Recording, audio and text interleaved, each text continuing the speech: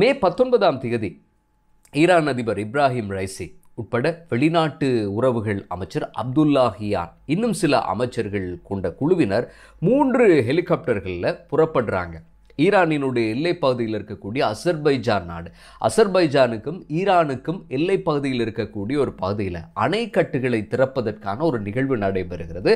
இந்த நிகழ்வுக்காக இந்த 3 ஹெலிகாப்டர்கள் பொதுவாக ஒரு அதிபர் பயணம் மேற்கொள்ளுகிற போது ஒரு வாகன அணிவகுப்பே செல்லும் பாதுகாப்புக்காக, அதே மாதிரி அதிபருக்கு பாதுகாப்புக்காக ஒரு கொன்வோய் ஹெலிகாப்டர்கள் 2ம் அவரோடு சேர்ந்து பயணித்திருக்கு. அந்த 2 ஹெலிகாப்டர்களிலும் அமைச்சர்கள் இருந்திருக்கிறார்கள்.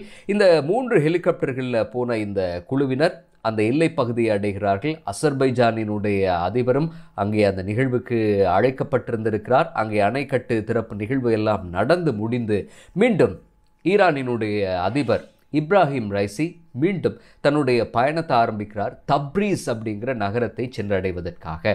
3 ஹெலிகாப்டர்களும் அந்த நகரத்தை சென்றடைவதற்கான பயணத்தை ஆரம்பித்து சரியாக 30 நிமிடங்களில் அதிபர் பயணம் செய்த அந்த ஹெலிகாப்டர்லேருந்து தொடர்புகள் துண்டிக்கப்படுது, தொடர்புகளை இழந்து விடுறாங்க.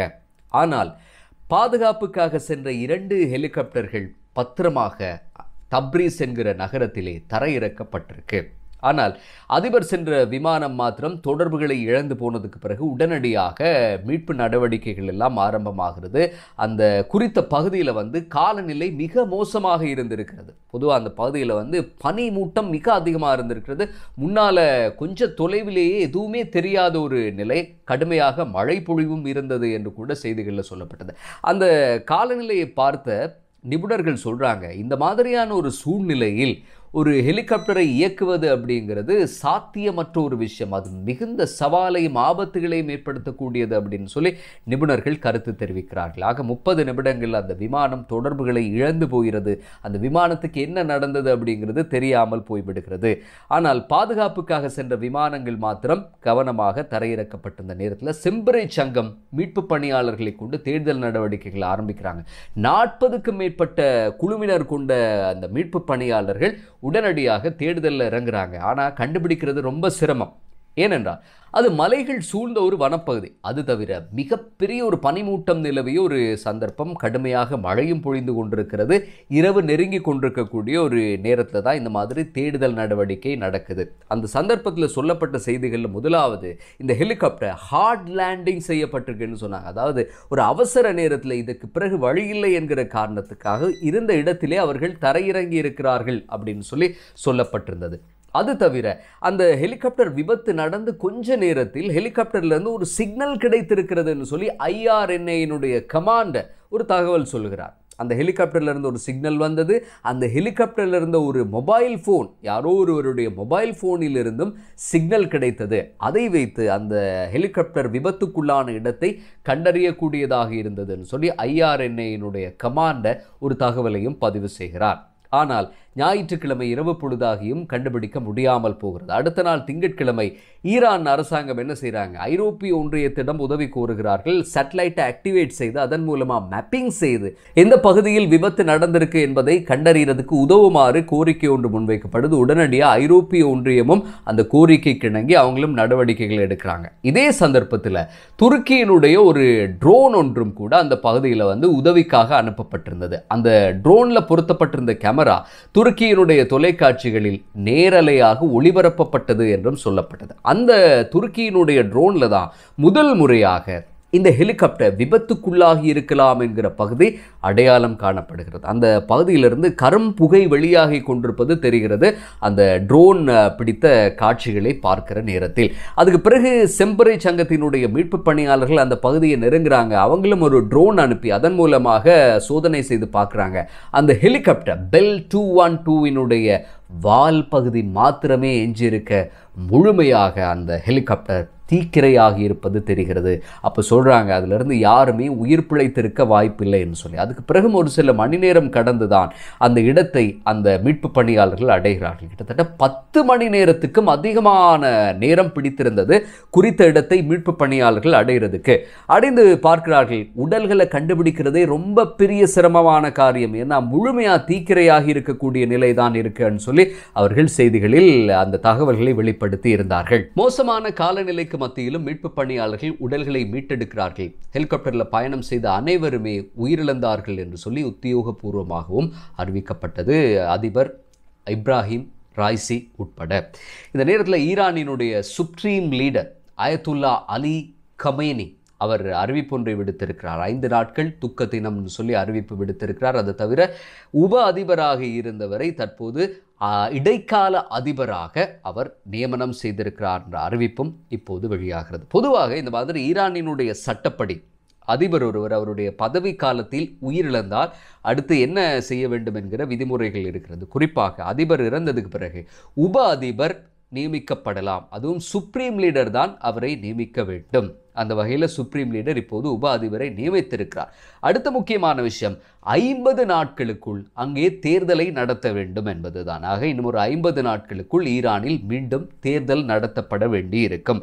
இதுக்கு முதல்லையும் ஈரானில் இதே மாதிரியான ஒரு நிகழ்வு நடந்திருக்கிறது. 1981ஆம் ஆண்டு முகமது அலி ரஜா என்கிற ஈரானினுடைய 2வது அதிபராக தேர்வு செய்யப்பட்டவர். அவர் தேர்வு செய்யப்பட்டு சரியாக 28 நாட்களில் ஒரு தாக்குதல் சம்பவம் ஒன்று நடந்து அவர் உயிரிழந்து போகிறார். அதுக்கு பிறகும் இதே மாதிரியான ஒரு நிகழ்வு நடந்தது. 1981ஆம் ஆண்டுக்கு பிறகு இப்போது மீண்டும் இது போன்ற ஒரு நிலைமையை ஈரான் எதிர்கொள்கிறது என்பது குறிப்பிடத்தக்கது. இப்போது ஈரானினுடைய சுப்ரீம் லீடர் புதிதாக இப்போது இடைக்கால அதிபராக முகமது மொக்பர் என்பவரை நியமித்திருக்கிறார். முகமது மொக்பர் இப்போது இப்ராஹிம் ரைசியினுடைய அரசிலே உப அதிபராக கடமையாற்றியவர் என்பது குறிப்பிடத்தக்க விஷயம். முக்கியமாக இப்ராஹிம் ரைசி அவர் தன்னுடைய 15வது வயதிலிருந்தே ஈரானில் ஆன்மீக ரீதியாக ஈடுபட்டு வந்த ஒருவர். படிப்படியாக ஒவ்வொரு துறையிலும் முன்னேறிய ஒருவர் என்று கூட சொல்லலாம். மேற்குலக நாடுகள் இவரை ஒரு கடும் போக்குவாத ஒருவராக விமர்சித்தாலும் கூட ஈரான் மக்கள் இவர் மீது நம்பிக்கை வைத்திருந்தார்கள். இந்த விபத்து நடந்ததுக்கு பிறகு ஈரான் மக்கள் பாதைகளில் தெருக்களில் கூடி நின்று இவருக்காக பிரார்த்தனை செய்ததை பார்த்தோம். பள்ளிவாசல்களில் இணைந்து பிரார்த்தனைகளை தொடர்ச்சியாக மேற்கொண்டார்கள், அவர் மீண்டும் திரும்பிவிட வேண்டும் என்று சொல்லி. இப்படி ஈரான் மக்கள் அவர் மீது மிகுந்த நம்பிக்கை கொண்டிருந்ததையும் பார்க்கக்கூடியதாக இருந்தது. 2017 தான் முதல் முறையாக அவர் அதிபர் தேர்தலில் போட்டியிட்டு தோல்வி அடைந்தார். ஆனால் 2021ஆம் ஆண்டு அதிபர் தேர்தலில் 62% வாக்குகளோடு வெற்றி பெறுகிறார். அதுக்கு பிறகு சொன்னாங்க, பொதுவாக ஈரானில் சுப்ரீம் லீடர் அப்படிங்கிறது மிகவும் அதிகாரம் மிக்க ஒரு பொறுப்பு பதவி.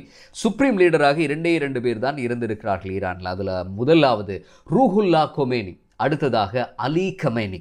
இந்த 2 பேரும் தான் ஈரானினுடைய சுப்ரீம் லீடர்களாக இருந்தவர்கள். இந்த 2 பேரோடும் மிக நெருக்கமாக இருந்த ஒருவர் இப்ராஹிம் ரைசி. ஆக இந்த 2 பேருக்கு பிறகு இப்போது இருக்கக்கூடிய அலி கமேனிக்கு பிறகு அடுத்து சுப்ரீம் லீடராக கூடிய அனைத்து ஆளுமைகளும் கொண்டிருந்த ஒருவர்னு சொல்லி இவர் 2021ஆம் ஆண்டு பதவியேற்கும் போதே பலரும் கருத்துக்களை பதிவு செய்திருந்தது குறிப்பிடத்தக்கது. இப்போ 63வது வயதில் அவர் உயிரிழந்திருக்கிறார். இப்போது சுப்ரீம் லீடராக இருக்கக்கூடிய அலி கமேனிக்கும் 85 வயதாகிறது. ஆகவே அவருக்கு பிறகு சுப்ரீம் லீடராக கூடிய அனைத்து தகுதியும் ஆளுமையும் இவரிடம் இருந்தது என்று கூட சொல்லப்பட்டது. சீனாவின் நல்ல நண்பனை இழந்து விட்டோம் என்று சொல்லி இப்ராஹிம் ரைசியினுடைய மறைவுக்கு சீனாவினுடைய அதிபரினுடைய மறைவு செய்தியில் குறிப்பிடப்பட்டிருந்த வார்த்தை அது.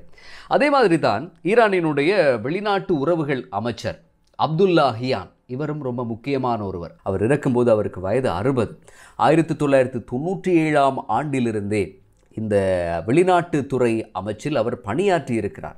முக்கியமாக 2010ஆம் ஆண்டு டெஹ்ரான் பல்கலைக்கழகத்தில் வெளிநாட்டு உறவுகள் தொடர்புபட்ட அந்த துறையிலே டாக்டர் பட்டம் பெற்ற ஒருவர் இவர் என்பது குறிப்பிடத்தக்கது. இவருடைய இந்த காலத்திலே 2021ஆம் ஆண்டு இப்ராஹிம் ரைசி அதிபரானதுக்கு பிறகு இந்த பொறுப்பை அப்துல்லாஹியானுக்கு கொடுத்தார், வெளிநாட்டு உறவுகள் அமைச்சு பொறுப்பை. அதுக்கு பிறகு சவுதி அரேபியாவோடு ஈரானுக்கு நீண்ட காலமாக ஒரு விரிசல் நிலை இருந்து வந்தது. அந்த விரிசல் நிலை நீங்கி ஒரு இணக்கப்பாடு ஏற்பட்டதுக்கு முக்கியமான பங்கு வகித்தவர்களில் வெளிநாட்டு அமைச்சர் அப்துல்லாஹியானும் ஒருவர் என்பது குறிப்பிடத்தக்க விஷயம். ஆகவே இவர்கள் இருவருடைய வெற்றிடத்தையும் ஈரான் எப்படி நிரப்பப் போகிறது என்பது மிக முக்கியமான ஒரு கேள்வி. இவர்கள் பயணம் செய்த பெல் 212 என்கிற இந்த ஹெலிகாப்டர் குறித்தும் சில தகவல்கள் இருக்கு உங்களோடு பகிர்ந்து கொள்றதுக்கு. இந்த பெல் 212 என்கிற ஹெலிகாப்டர் அமெரிக்காவில் தயாரிக்கப்பட்டது. அதுவும் 1960களினுடைய பிற்பகுதியிலிருந்து உருவாக்கப்பட்டு வரக்கூடிய ஒரு ஹெலிகாப்டர் தான் இது. இதில் 15 பேர் பயணம் செய்யலாம்.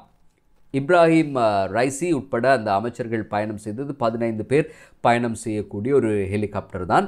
இது 30-40 ஆண்டுகள் பழமையான ஒன்று அப்படின்னு கூட செய்திகளில் சொல்லப்பட்டிருந்தது. இப்ராஹிம் ரைசி பயணம் செய்த இந்த விமானம் 30-40 ஆண்டுகள் பழமையான ஒன்றாம். ஆக இந்த விமானத்தினுடைய உதிரி பாகங்கள் கூட கொள்வனவு செய்ய முடியாத ஒரு நிலைமை இருக்கிறது ஈரானுக்கு. ஏன்னா அமெரிக்கா உட்பட பல நாடுகள் பொருளாதார தடை விதித்திருக்கிறார்கள். இந்த தடையின் காரணமாக விமான பாகங்கள், உதிரி பாகங்கள் இறக்குமதி செய்ய முடியாது. அது மாதிரி புதிய விமானங்களை இறக்குமதி செய்ய முடியாத ஒரு நிலை ஈரானுக்கு தொடர்ந்து இருந்து வருகிறது. அதனாலே அவர்களுடைய இந்த விமான போக்குவரத்து துறையிலும் கூட பல்வேறுபட்ட சம்பவங்கள் பதிவாகி இருக்கு. அவங்களுடைய ரெக்கார்டும் கூட நல்லதாக இருக்காது. ஏன்னா கடந்த காலங்களில் உதிரி பாகங்கள் இல்லாத பிரச்சனை, புதிய விமானங்களை வாங்க முடியாத பிரச்சனை காரணமாக பல்வேறு சவால்களை ஈரான் தொடர்ச்சியாக சந்தித்து வந்தது குறிப்பிடத்தக்கது. இப்போ அதிபர் இப்ராஹிம் ரைசியினுடைய உடல் தப்ரீஸ் நகரத்துக்கு கொண்டு செல்லப்படும் நாளைய தினம். அதுக்கு பிறகு அங்கிருந்து ஈரானினுடைய தலைநகர் தெஹ்ரானுக்கு கொண்டு செல்லப்படுமாம். அங்கே அரச மரியாதை கூட அந்த உடலுக்கு செலுத்தப்படும்னு சொல்லப்பட்டிருக்கிறது. அதற்கு பிறகு அவருடைய உடல் அடக்கம் செய்யப்பட இருப்பது மஷாத் என்கிற நகரத்தில். இது ரொம்ப முக்கியமான ஒரு நகரம். இந்த மஷாத் என்கிற நகரம், இப்ராஹிம் ரைசி அவர்கள் பிறந்தது இந்த நகரத்தில். அதைவிட அவருடைய அரசியல் வாழ்க்கை அவர் ஆரம்பித்ததும் இதே நகரத்தில் தான். அதைவிட ஈரானினுடைய ஒரு மார்க்க ரீதியான ஒரு மத்திய நிலையமாக இருப்பதும் மஷாத் என்கிற நகரம் என்று குறிப்பிடுவார்கள். அங்கேதான் அவருடைய உடல் அடக்கம் செய்யப்பட இருக்கிறது.